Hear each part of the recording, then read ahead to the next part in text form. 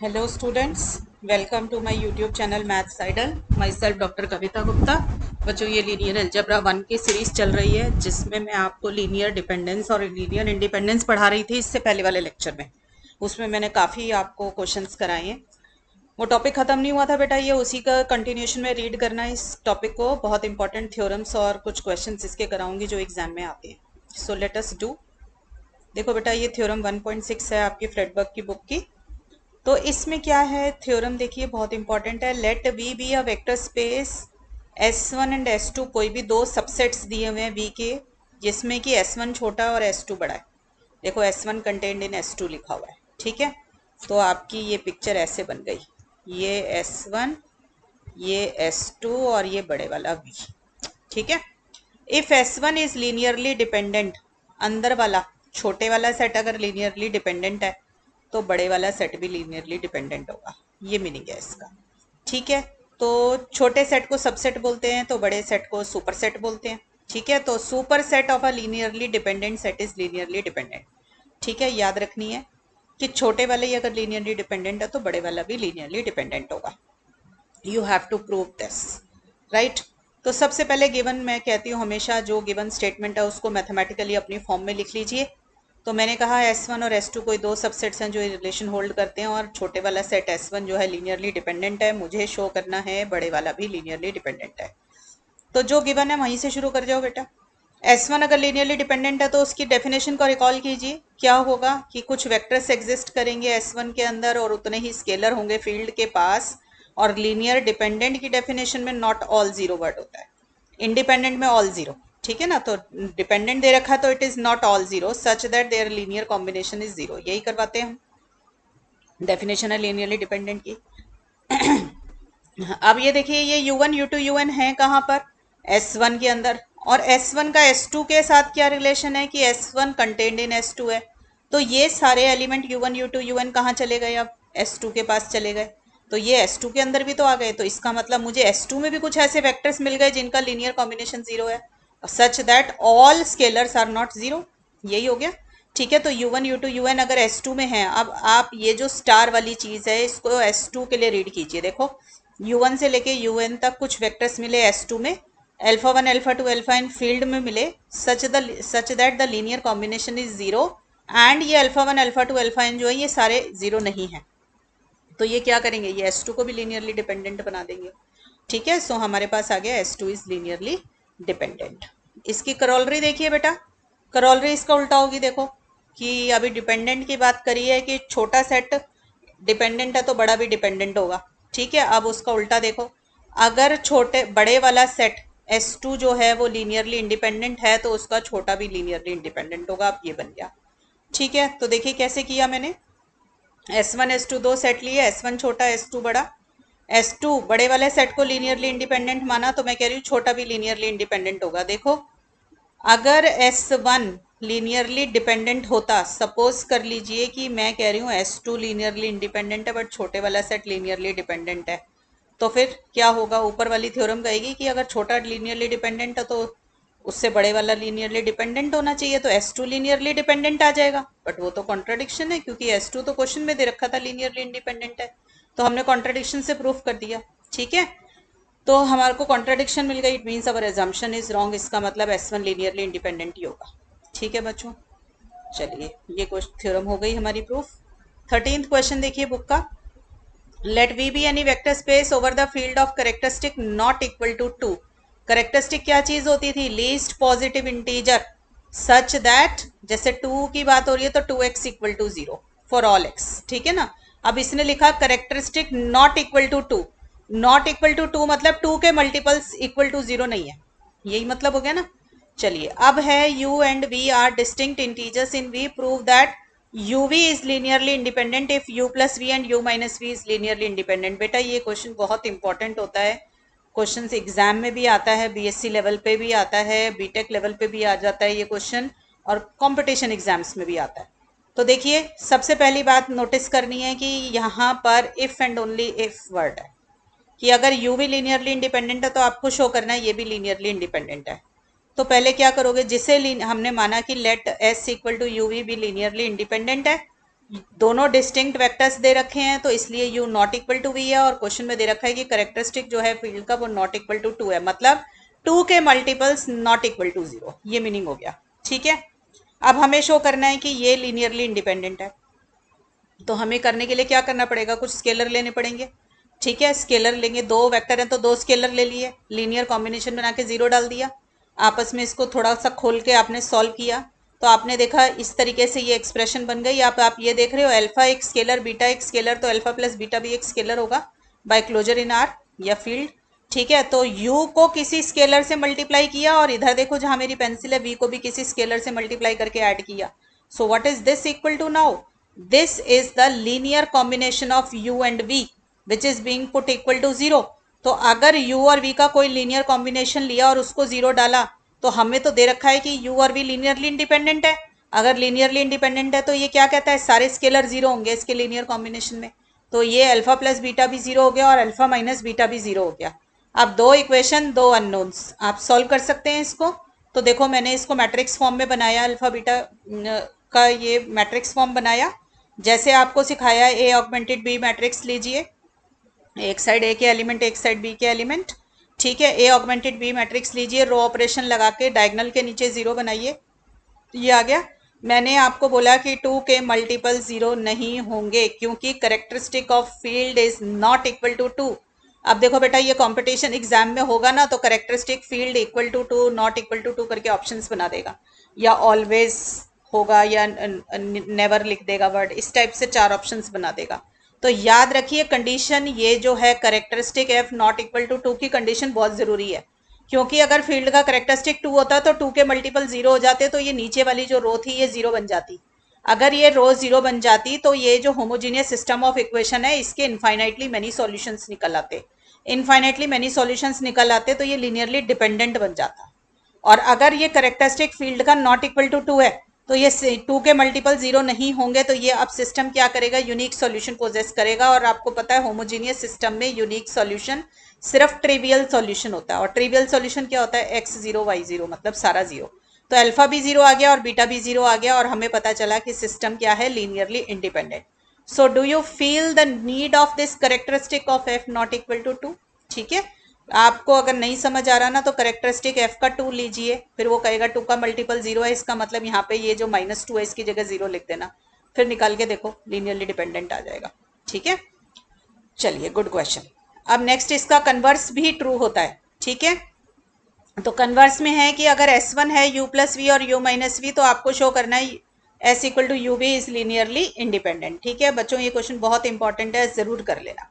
ठीक है, तो हमने देखा बेटा कि अगर मुझे ये दोनों लीनियरली इंडिपेंडेंट दे रखे हैं और मुझे ये शो करने हैं तो मैं क्या करूं, पहले इसका लीनियर कॉम्बिनेशन 0 डालूं u और v का। ठीक है, इसका लीनियर कॉम्बिनेशन 0 डाला। अगर इसे लीनियरली इंडिपेंडेंट बनाना है तो मुझे शो करना पड़ेगा अल्फा और बीटा दोनों 0 है। ठीक है ना, अगर ये दोनों 0 है तो ये लीनियरली इंडिपेंडेंट वरना डिपेंडेंट है। तो अब ये कैसे बनेगा, देखो characteristic of field not equal to 2 दे रखा है।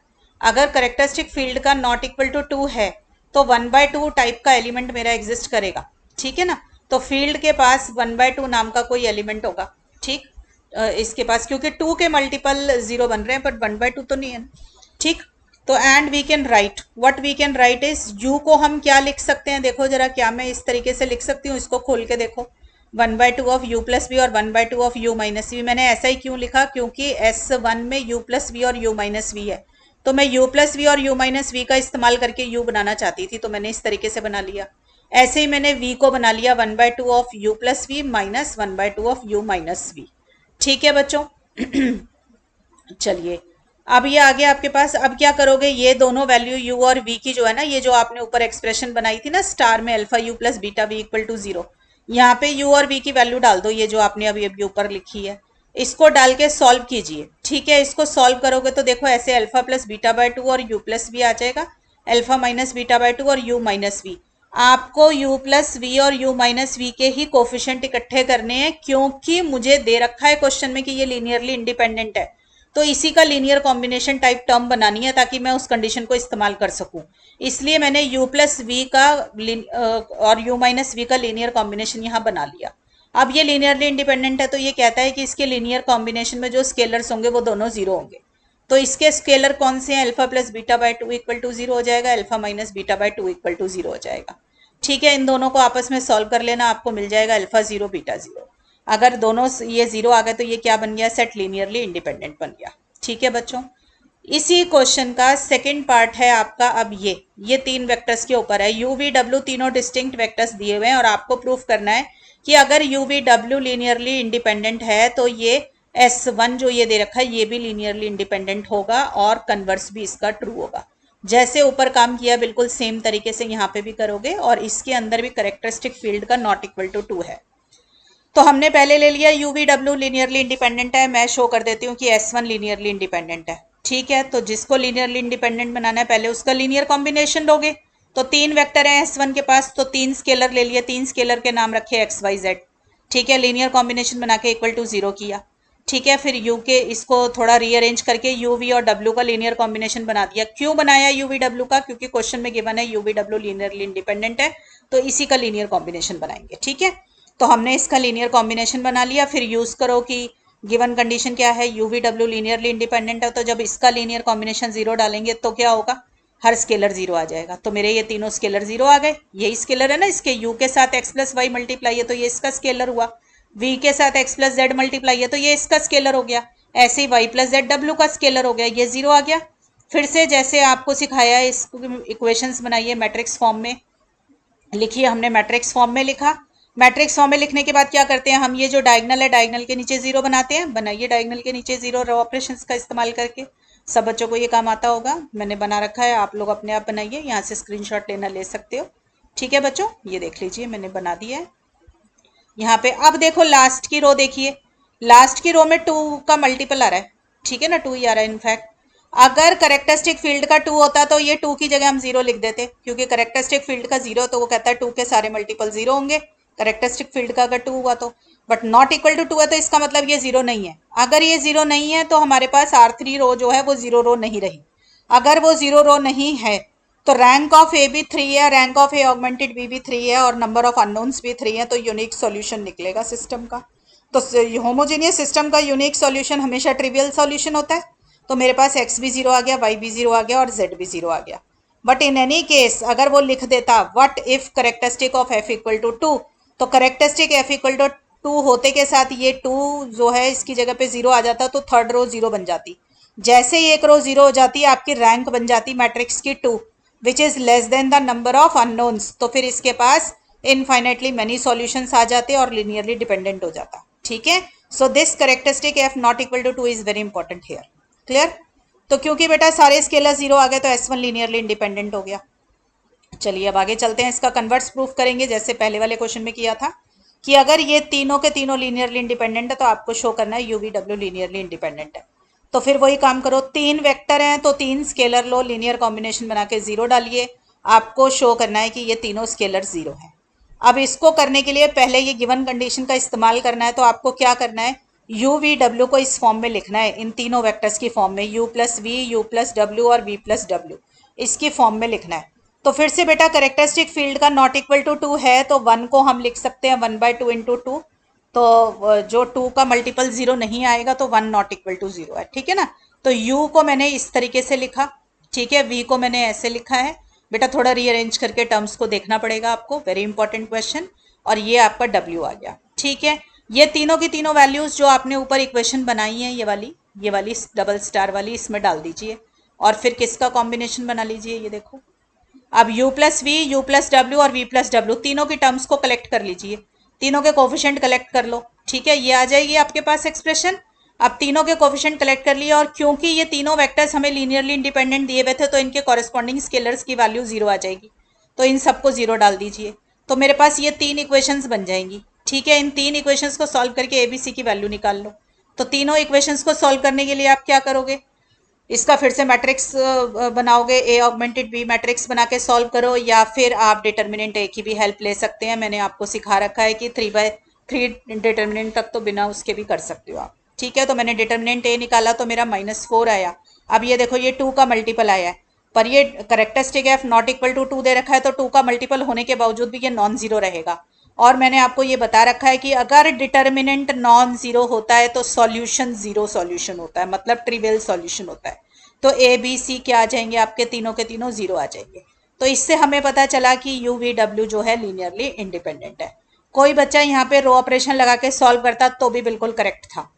ठीक है, तो होमोजेनियस सिस्टम को सॉल्व करने के दो तरीके, रो ऑपरेशन से भी और डिटर्मिनेंट से भी, आप जिस मर्जी से करिए, हार्डली मैटर्स। ठीक है, नेक्स्ट क्वेश्चन देखिए बेटा, let F and G belongs to F R R. ये एफ क्या है, set of all functions, R क्या है, डोमेन ऑफ द फंक्शन, और ये दूसरे वाला आर क्या है, कोडोमेन।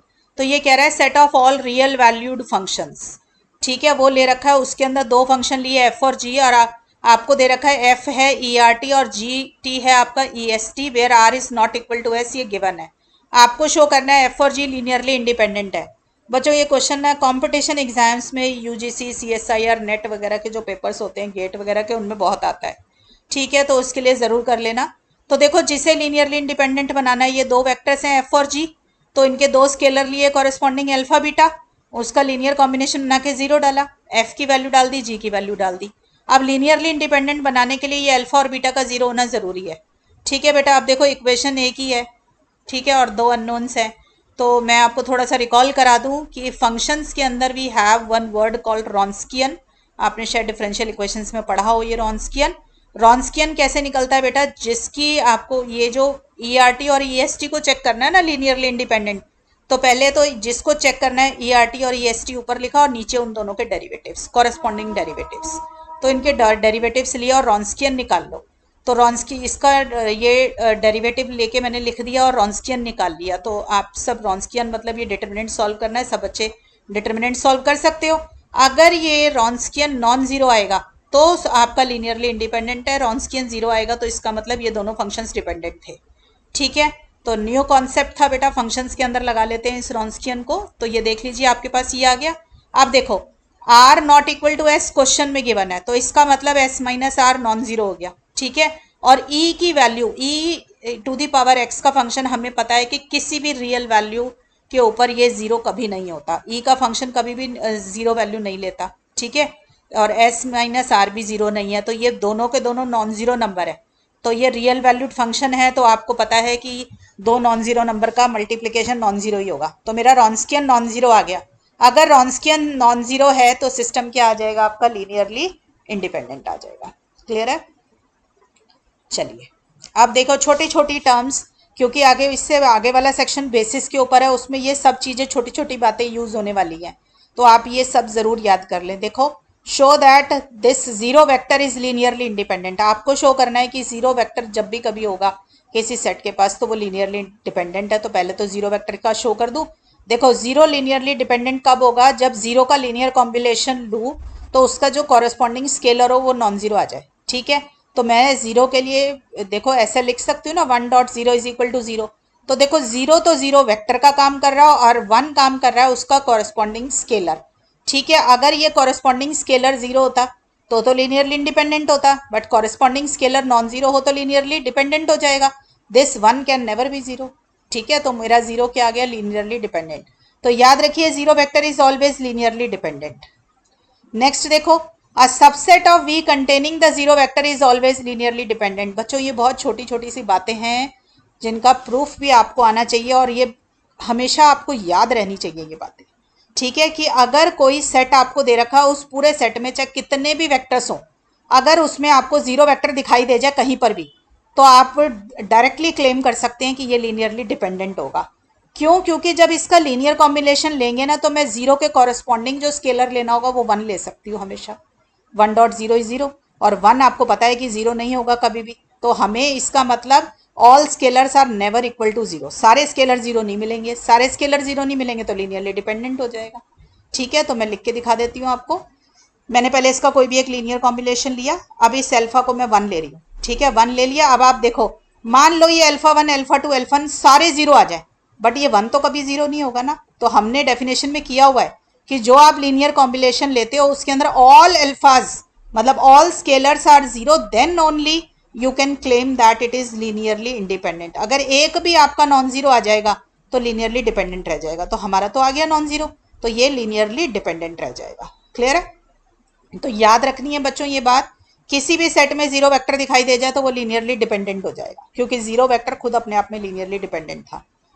नेक्स्ट देखिए, v belongs to span of this and v is not equal to vi for any i, then देखो इसका क्या मीनिंग है, कोई वेक्टर v लिया जो कि स्पैन में नहीं था, स्पैन मतलब लीनियर कॉम्बिनेशन में नहीं था, अगर इस v को भी मैं इस सेट में डाल दूं v1 v2 vn के अंदर, तो मैं कह रही हूं कि ये जो होगा ना ये लीनियरली डिपेंडेंट बन जाएगा। मतलब कोई एक लीनियर कॉम्बिनेशन था, उसमें एक एक्स्ट्रा मैं एलिमेंट बाहर का डाल दूं जो अभी तक उसके अंदर नहीं था, तो वो उस सेट को लीनियरली डिपेंडेंट बना देगा। बहुत आसान है प्रूफ, डेफिनेशन से करते जाओ आराम से आ जाएगा। देखो v बिलोंग्स टू स्पैन है, अगर v स्पैन के अंदर है, स्पैन मतलब linear combination, it means that v is the linear combination of v1 v2 vn।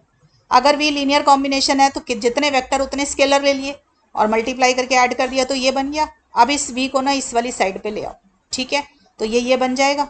ठीक है, इस v को मैं लिख सकती हूँ 1.v। अब आप खुद देखो, मान लो ये α1 α2 αn ये सारे जीरो भी हो जाए तो भी v का कोफिशिएंट तो -1 ही है, which can never be zero. ठीक है, तो सारे स्केलर अगर जीरो नहीं आते लीनियर कॉम्बिनेशन में तो क्या बन जाता है वो सेट, लीनियरली डिपेंडेंट। तो ये मेरा क्या बन गया, लीनियरली डिपेंडेंट बन गया। क्लियर है। नेक्स्ट देखो theorem 1.7, let S be a linearly independent subset of a vector space V and let small v be any vector in V। ठीक है, S कोई लीनियरली इंडिपेंडेंट दिया हुआ है, V कोई एक वेक्टर है जो कि अभी तक तो S के पास नहीं था। अब मैंने एक नया सेट बना दिया S यूनियन V, तो ये लीनियरली डिपेंडेंट होगा जब V जो है बिलोंग्स टू स्पैन S। लग रहा है ना ऊपर जैसी सी कोई चीज़ है, ऊपर भी तो हम यही कह रहे थे, ऊपर हम बोल रहे थे कि v को अगर मैं स्पैन एस में डाल दूं तो वो सेट लीनियरली डिपेंडेंट बन जाता है। तो कुछ उसी जैसा काम करना है आपको। ठीक है, तो if and only if word है, तो देखिए s मेरे को लीनियरली इंडिपेंडेंट दे रखा है, v कोई भी एक एलिमेंट था वेक्टर स्पेस का जो अभी तक तो नहीं था s के पास, अब मैंने s के साथ जोड़कर उसका एक नया सेट बना दिया s यूनियन v। ठीक है, मैं ये लीनियरली डिपेंडेंट होगा, ये तो आपको पता चला, आपने ऊपर भी देखा। ठीक है, अब मुझे क्या शो करना है कि ये जो स्मॉल v है it belongs to span S. Span S मतलब linear combination of the elements of S, it means that v can be written as a linear combination of elements of S, ये आपको proof करना है। तो देखिए बच्चों ये दे रखा है आपको कि S union v linearly dependent है, जो गिवन है पहले उसका इस्तेमाल करें। तो लीनियरली डिपेंडेंट की डेफिनेशन का इस्तेमाल किया, हमें मिले कुछ स्केलर्स, डिपेंडेंट है इसलिए नॉट ऑल जीरो। ठीक है, such that S union v, कोई सेट लीनियरली डिपेंडेंट तब होता है जब उसमें कुछ वेक्टर एग्जिस्ट करेंगे। तो वो वेक्टर सपोज कर लो मैंने u1 u2 un ले लिए और उसके कॉरेस्पॉन्डिंग स्केलर्स मैंने ले लिए a1 a2 an, such that उनका लीनियर कॉम्बिनेशन जीरो डाल दिया। ठीक है, अब मैं पहले ना ये शो कर दूं जरा कि इन ui's में से ही कोई जो है v है। क्लेम कर रहे हैं हम कि ui equal to v for some i। ठीक है, कोई सा भी हो सकता है, सपोज u1 आ जाए। ठीक है, तो मैंने कहा कि अगर सपोज कर लीजिए ui v के बराबर नहीं है, कोई भी ui जो है v के बराबर नहीं है, मतलब v जो था इस सेट s में नहीं था, तो इसका मतलब ये u1 u2 un belongs to सारे के सारे कहाँ आ गए, s में ही आ गए ना, s यूनियन v में तो रहे नहीं, ये सारे के सारे s में आ गए और s खुद अपने आप में क्या बन जाएगा, लीनियरली डिपेंडेंट बन जाएगा। क्यों बन गया, क्योंकि ये देखो आपको यहाँ लीनियर कॉम्बिनेशन दिया हुआ है u1 u2 un का जो कि जीरो है, और इसमें ये a1 a2 an सारे मैंने ले रखे हैं नॉट ऑल जीरो, तो इसका मतलब ये u1 u2 un जो है ये सारे के सारे क्या बन गए, लीनियरली इंडिपेंडेंट, यानी कि s सेट जो है लीनियरली डिपेंडेंट बन गए। तो इसका मतलब s सेट जो है लीनियरली डिपेंडेंट बन गया, बट क्वेश्चन में तो गिवन था s लीनियरली इंडिपेंडेंट है, तो मेरे को कॉन्ट्राडिक्शन मिल गई। इसका मतलब इन ui में से ही कोई एक था जो v के बराबर था। ठीक है, एक या एक से ज्यादा भी हो सकते हैं। तो मुझे पता चला कि ui is equal to v for some i। ठीक है, अब किसी भी i के बराबर हो सकता है, वो किसी भी ui के बराबर हो सकता है, मैंने मान लिया अपनी तरफ से u1 के बराबर है। ठीक है, तो u1 के बराबर v है, तो अब मैंने क्या किया, ये देखो ये वाली जो मेरी एक्सप्रेशन थी ना, a1 u1 plus a2 un plus an un, एक मिनट इसका नाम रखो स्टार। ठीक है, इसमें मैंने u1 की जगह v डाल दिया।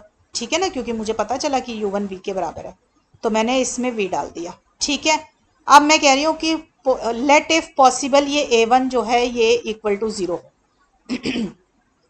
अगर ये a1 जीरो है, ठीक है, तो ये a1 इंटू वी भी जीरो हो जाएगा, तो मेरे पास कितना बचेगा सेट, A2 U2 से लेके AN UN तक का बचेगा। यानी कि U2 U3 UN ये सारे तो S के ही एलिमेंट्स थे, और ये A2 A3 AN इनके कॉरेस्पॉन्डिंग स्केलर्स थे, और ये सारे के सारे जीरो नहीं थे। सारे जीरो नहीं थे तो S क्या बन गया, लीनियरली डिपेंडेंट बन गया, which is again a contradiction. ठीक है ना। तो इससे मुझे पता चला कि ये A1 नॉट इक्वल टू 0 है। अगर A1 नॉट इक्वल टू 0 है तो आपको पता है A1 था क्या, स्केलर था। अगर ये स्केलर था तो इस every non zero element possesses a multiplicative inverse, क्योंकि स्केलर तो फील्ड से आते हैं। ठीक है, तो A1 का इनवर्स एग्जिस्ट करेगा। अगर A1 का इनवर्स एग्जिस्ट करेगा तो देखो मैंने क्या किया, ये जो डबल स्टार लिख लो, अब इसको ऊपर यूज कर चुके हैं, तो डबल स्टार के अंदर मैंने ये A1 B को एक साइड कर लिया और बाकी सब टर्म को मैं दूसरी साइड ले गई।